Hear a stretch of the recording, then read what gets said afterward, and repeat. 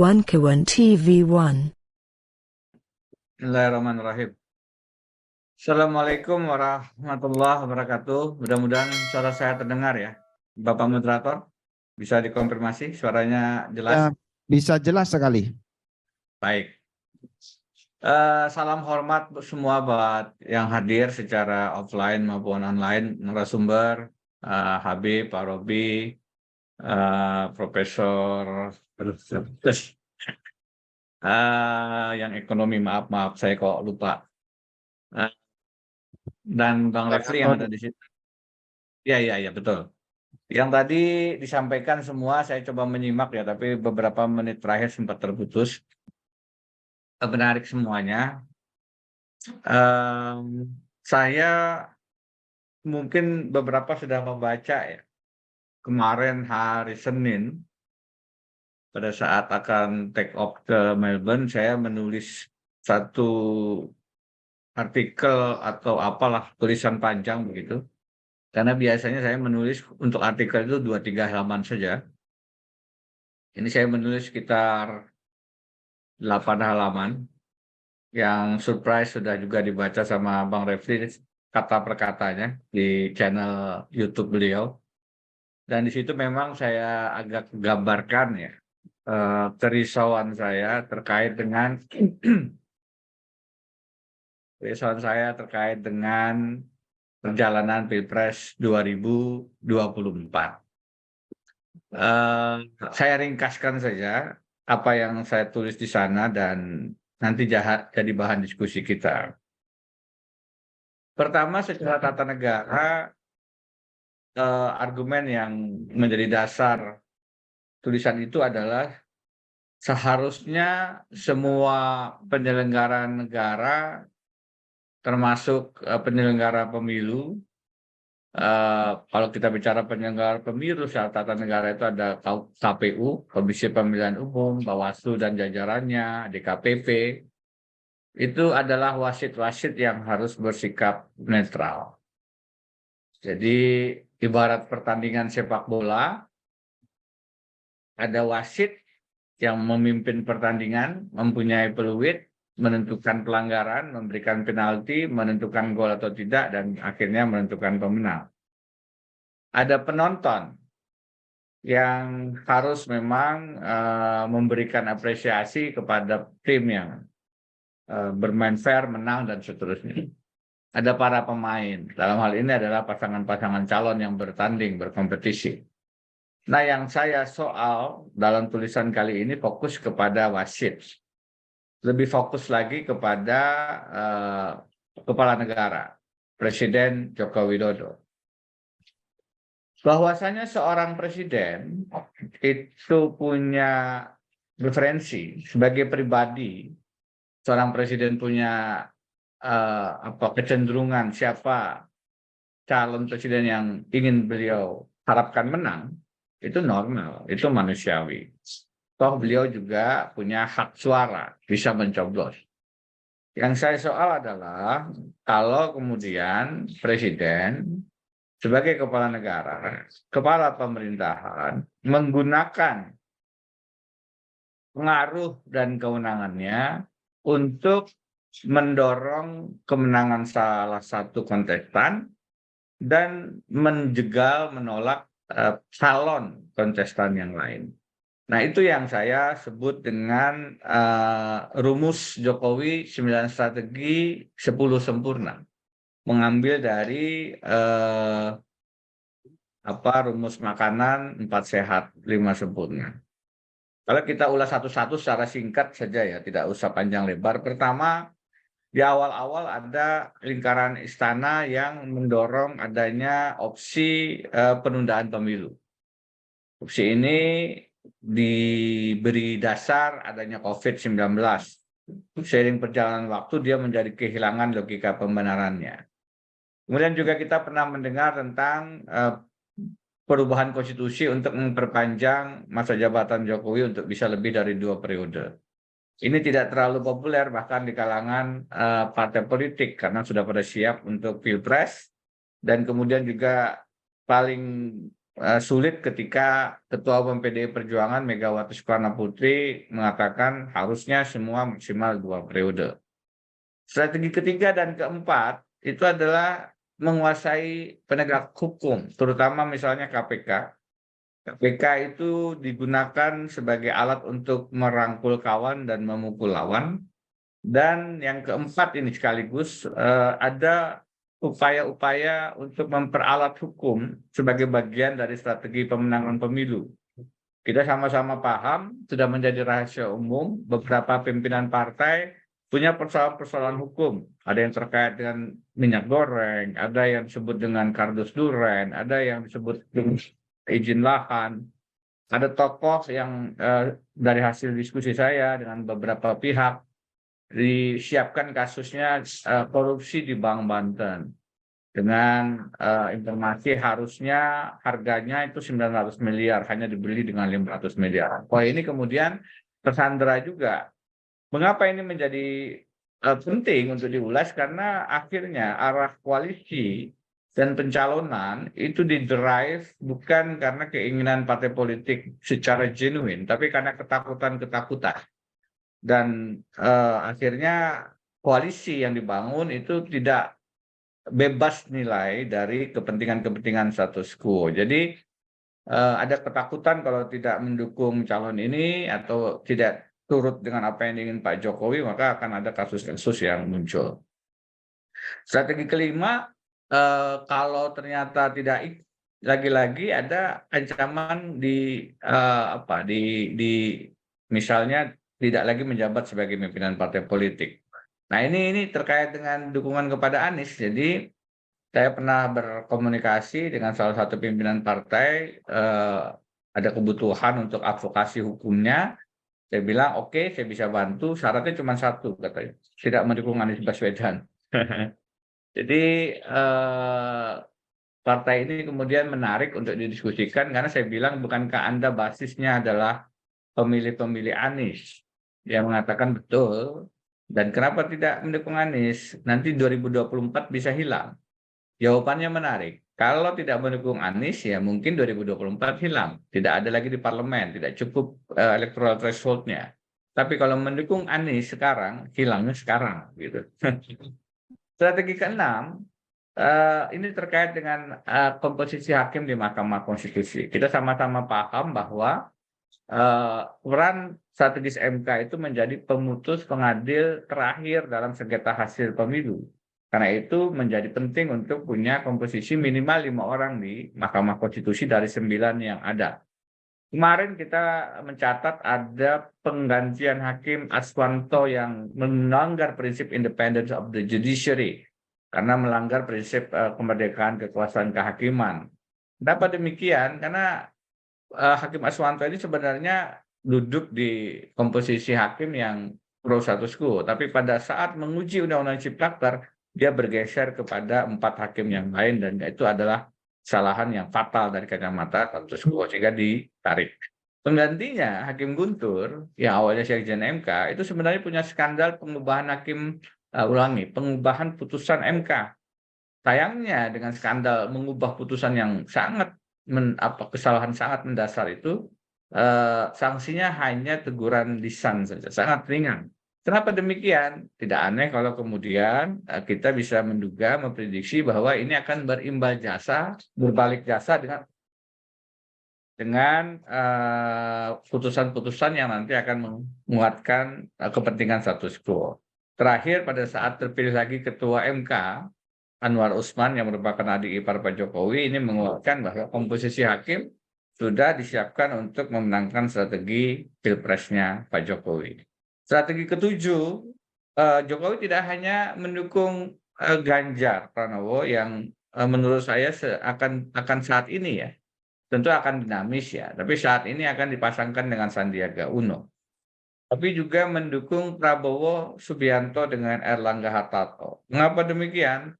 Karena Pak Jokowi melihat kalau hanya 2 pasangan calon, itu bagusnya tidak ada Anies. Jadi ada survei CSIS yang dibaca oleh beliau yang kemudian itu menunjukkan kalau head to head antara Ganjar dan Anies, maka Anies menang. Demikian juga kalau head to head antara Prabowo dan Anies, maka Anies menang. Maka yang diharapkan adalah sebenarnya hanya ada 2 pasangan calon. Ganjar dengan wakil presidennya, apakah Sandiaga Uno, ataukah Prabowo dan Erlangga saja, tidak ada Anies. Dengan demikian lebih aman bagi kepentingan presiden yang berharap IKN diteruskan, tidak ada masalah hukum bagi dia dan keluarganya. Nah, dalam prosesnya inilah yang didorong. Jadi presiden kelihatannya tidak ingin lagi mengulangi kekalahan di Pilgub Jakarta 2017. Saat itu koalisinya Prabowo mendukung pasangan Anies Sandi.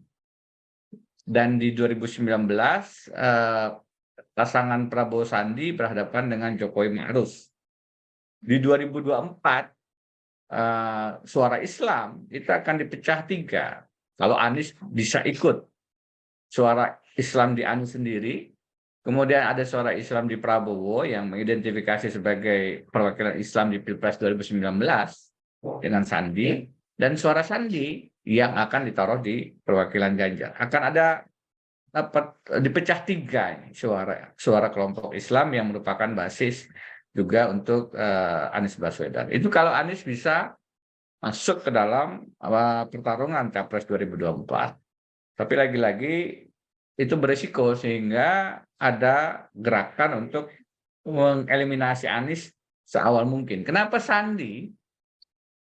Kita hitung karena dari informasi-informasi yang saya dapat memang ada perintah dari Pak Jokowi ke Sandi, termasuk juga ke Erick Thohir untuk mendekati kelompok-kelompok Islam. Kalau Erick Thohir sudah jelas mendanai Partai Amanat Nasional. Itu sebabnya sekarang yang didorong oleh PAN itu adalah mewapreskan misalnya Erick Thohir ke Ganjar atau juga di Koalisi Indonesia Bersatu. Itu memang karena pendanaan PAN sudah dibantu oleh Erick Thohir. Bagaimana dengan Sandi? Ya Sandi sekarang kita sama-sama tahu gerakannya kepada P3. Dengan membawa P3 warna Islam dan Pilpres 2019 memang basisnya adalah suara-suara kelompok Islam, maka itu diharap bisa melengkapi koalisi PDIP dan P3. Nah, Prabowo bagaimana? Ini menarik. Jadi Pak Muhaimin dalam satu kesempatan bertemu dengan Pak Jokowi diminta untuk segera deklarasi Prabowo Muhaimin. Segera deklarasi Pak, nanti saya juga akan bicara dengan Pak Prabowo.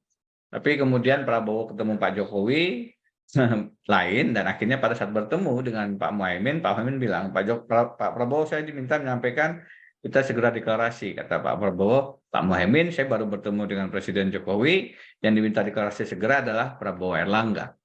Itu sebabnya setelah pencapresan Ganjar oleh Bu Mega, pada hari Lebaran pertama kita melihat pertemuan Jokowi Prabowo, dan hari Lebaran kedua yang ditemui adalah Abu Rizal Bakri dan Erlangga Hartarto. Dan kita lihat sekarang pernyataan-pernyataan Golkar yang sudah satu frekuensi dengan Gerindra. Tentu saja menarik tetap dinamikanya karena kemarin juga Gerindra bertemu lagi dengan PKB. Seperti apa kita akan lihat. Nah, tapi yang strategi ke-8 yang sama-sama kita paham adalah mengeliminasi Anies lewat KPK. Ada korupsi Formula E dan lain-lain. Dan ini sebenarnya sudah menjadi pembicaraan publik ya, bahwa Jokowi hanya ingin 2 periode. Dalam satu kesempatan saya diinformasikan bahwa ada tokoh bangsa yang bertemu dan bicara tentang Pilpres 2019 dengan Pak Jokowi dan dikatakan nanti calonnya hanya ada 2.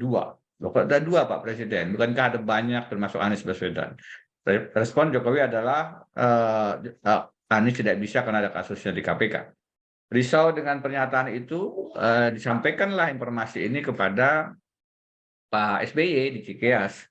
Dan SBY kemudian membuat pernyataan 15 September 2022 di Jakarta Convention Center bahwa beliau tidak melihat Pilpres 2024 akan adil jika ada pihak-pihak yang hanya memaksakan 2 pasangan calon, menjadi tidak jujur dan tidak adil. Pernyataan itu menjadi berita juga di akhir tahun yang lalu. Sebelumnya sebenarnya Presiden SBY sudah juga mengkonfirmasi informasi dari tokoh itu ke seorang pengusaha nasional. Dan dia dikonfirmasi memang bahwa ya betul Pak Presiden SBY, saya juga mendapatkan sinyal yang sama dari Pak Jokowi bahwa calonnya hanya ada 2. Jadi Anies kemudian diupayakan untuk tidak ikut pencalonan, salah satunya lewat korupsi Formula E. Yang paling mengganggu adalah strategi ke-9, yaitu mencaplok partai ya. Nah, kita tahu bagaimana ada upaya untuk memecah PKS, menjadi PKS dan Gelora.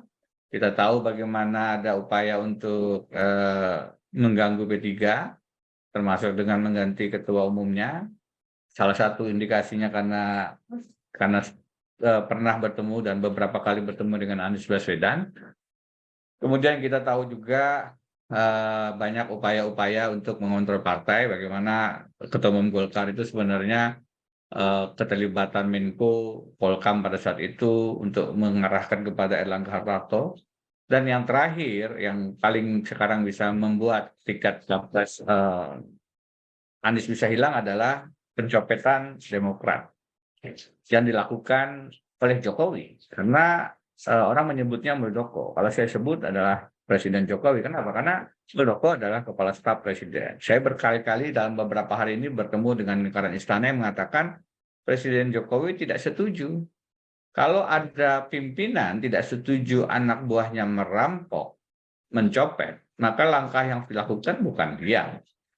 Ada sekarang viral itu seorang ayah polisi membiarkan anaknya memukul.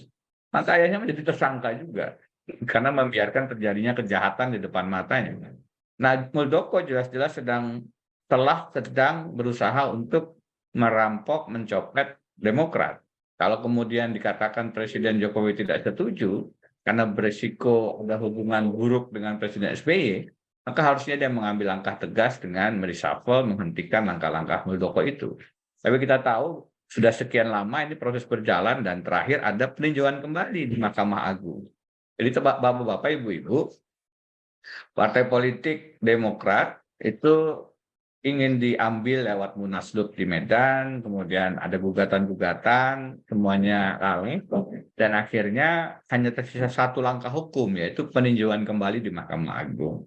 Dilakukan Muldoko beberapa waktu yang lalu. Dan ini tidak boleh dianggap enteng, karena saya mendapat informasi dari seorang rekan advokat, dia dihubungi oleh Hakim Agung yang sedang terjerat perkara mafia hukum di KPK, menjadi tersangka, minta advokat ini untuk menjadi kuasa hukumnya.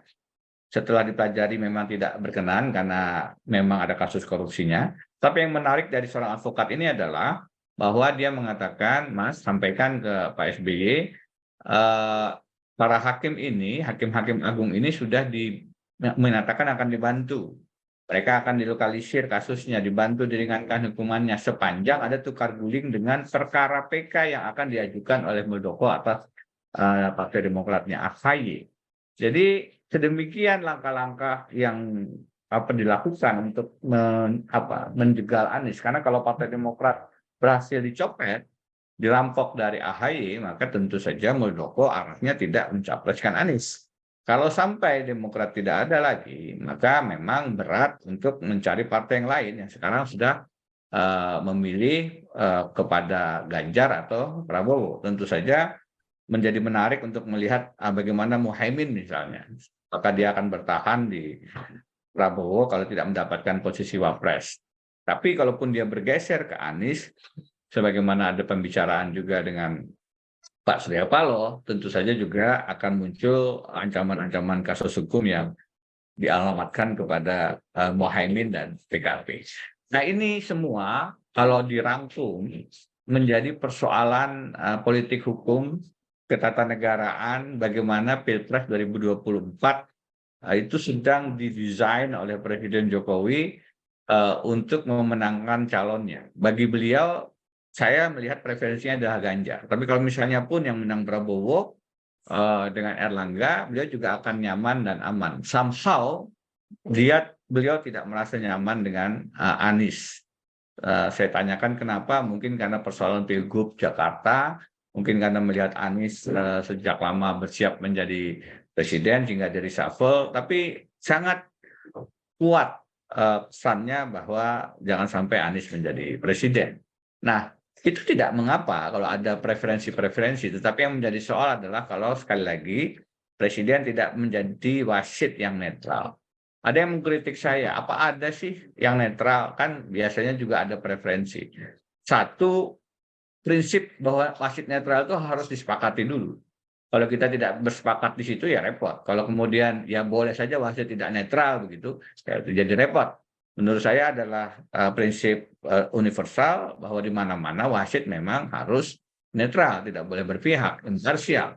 Bahwasanya dalam prakteknya ada yang tidak netral, ya tidak bisa menjadi alasan pembenar bahwa kemudian itulah yang harus dipraktikkan dalam setiap pemilihan presiden. Bahwasanya setiap pemilu kita ada kecurangan, karena masih ada politik uang dan seterusnya, tidak bisa menjadi alasan untuk mengatakan ya sudah biarkan saja praktek politik uang dan politik curang itu.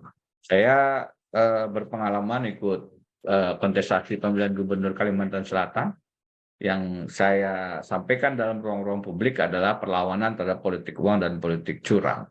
Nah, itu yang rangkuman tulisan saya yang kelihatannya rupanya banyak dibaca dan menjadi perhatian beberapa kalangan dalam beberapa hari ini. Saya tulis di hari Senin, bukan tanpa alasan ketika saya akan terbang kembali ke Melbourne, jadi relatif lebih aman lah. Tetapi mudah-mudahan ini bisa menjadi faktor yang saya tidak yakin juga akan berubah ya, tetapi paling tidak memberitahukan kepada publik halayak apa yang sebenarnya terjadi, lobi-lobi, gerakan-gerakan politik di balik layar yang berusaha untuk memanipulasi pilihan presiden. Karena kan ini harusnya pilihan rakyat, bukan pilihan Presiden Jokowi, bukan pilihan oligarki. Nah, oligarki ini juga yang harus dihitung sebagai para pebisnis yang punya kepentingan. Tadi kalau kita dengar paparan dari segi ekonomi, bagaimana kesenjangan sedemikian lebar, pasal 33 harusnya bumi air dikuasai oleh negara untuk sebesar-besar kemakmuran rakyat, tidak terjadi. Ini memang pekerjaan yang luar biasa dan salah satu persoalannya adalah karena kepemilikan oligarki sedemikian masif sehingga 1% penduduk pengusaha ini bisa menguasai hampir 70-80% kekayaan seluruh secara nasional. Secara pastinya kan teman-teman ekonomi bisa punya datanya, tapi ini memang persoalan yang sangat mendasar dan dinikmati sudah sangat lama sehingga ada kenyamanan dari para oligarki ini untuk tetap bertahan dan memperjuangkan status quo yang sayangnya sekarang ada di Pak Jokowi, dan kalau itu diteruskan lagi menjadi persoalan bagi isu keadilan sosial dan pelaksanaan pasal 33 tadi. Saya berhenti di situ untuk memberi kesempatan kita banyak berdialog, berdiskusi, dan mudah-mudahan apa yang saya sampaikan ada manfaatnya. Terima kasih. Assalamualaikum warahmatullahi wabarakatuh. Waalaikumsalam warahmatullahi wabarakatuh. Ya Prof, kaitannya dengan tema kita ini bahwa Prof tadi mengatakan kita sepertinya nunggu keajaiban gitu ya. Ada keajaiban. Nah di sini Prof masih ada pertanyaan nih. Beberapa profesor di Jogja pernah ngumpul, kemudian rusaknya negeri ini karena mencengnya UUD 45. Jadi ada upaya para profesor ini untuk mengembalikan kepada UUD 45. Sepertinya ya itu menarik juga ya, rakyat banyak yang setuju dengan itu. Tetapi kembali bahwa kejadian itu seperti sudah berulang, terpeleset di tempat yang sama, nanti itu keledai gitu ya. Bukankah sudah pernah terjadi seperti itu? Nah, mungkin nggak Prof, kalau nanti ternyata presiden ini mengeluarkan dekret presiden kembali kepada UUD 45 lagi, sehingga 3 periode, 4 periode, 5 periode ini terjadi lagi. Mungkin nggak seperti itu Prof? Mohon dijawab singkat Prof. Baik, terima kasih ya. Pertama soal pikiran untuk kembali ke Undang-Undang Dasar 45. Ini pikiran yang terus muncul ya setelah perubahan pertama, kedua, ketiga, keempat. Tahun 99 tahun 2000, 2001, 2002. Ada 4 perubahan dalam 4 tahun. Kebetulan disertasi penelitian doktoral saya menulis tentang ini. Jadi saya berkesimpulan dari kacamata constitution making proses, hukum tata negara, meskipun prosesnya amburadul, acak adut, tidak sistematis, output akhirnya perubahan Undang-Undang 45 kita itu menghasilkan konstitusi yang lebih demokratis. Banyak ukurannya. Satu saja yang saya akan sampaikan di sini supaya menghemat waktu, karena waktunya tadi diminta menjawab pendek. Adanya batasan masa jabatan presiden dikaitkan dengan pertanyaan tadi. Jadi di dalam Undang-Undang 45 kita sekarang maksimal 2 periode. Kalau dikembalikan kepada Undang-Undang 45, maka tidak ada masa jabatan lagi, pembatasannya bebas lagi, bisa 3, 4, 5 kali. Apakah Presiden Jokowi bisa menerbitkan itu? Sekarang ini kecenderungannya alternatif untuk memperpanjang masa jabatan presiden itu sudah mulai kehilangan momentum.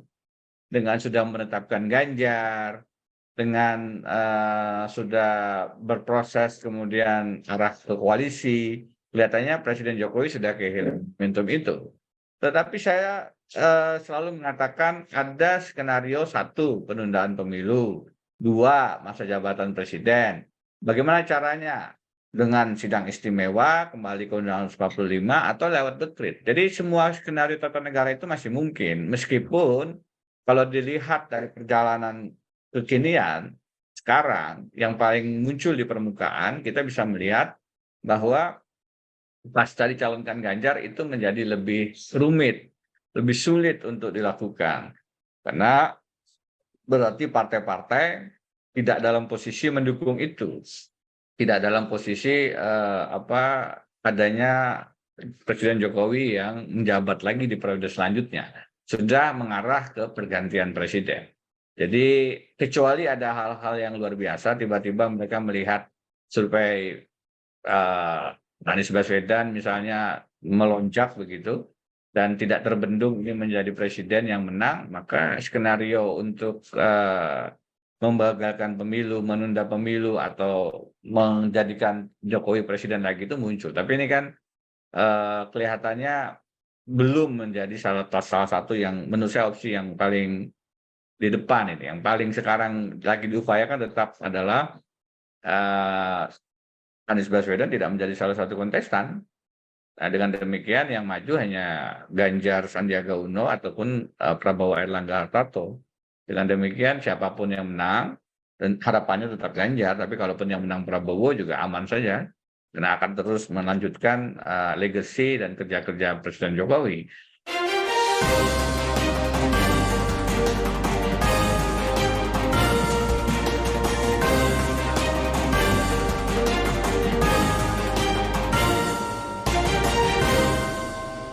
One Kawan TV 1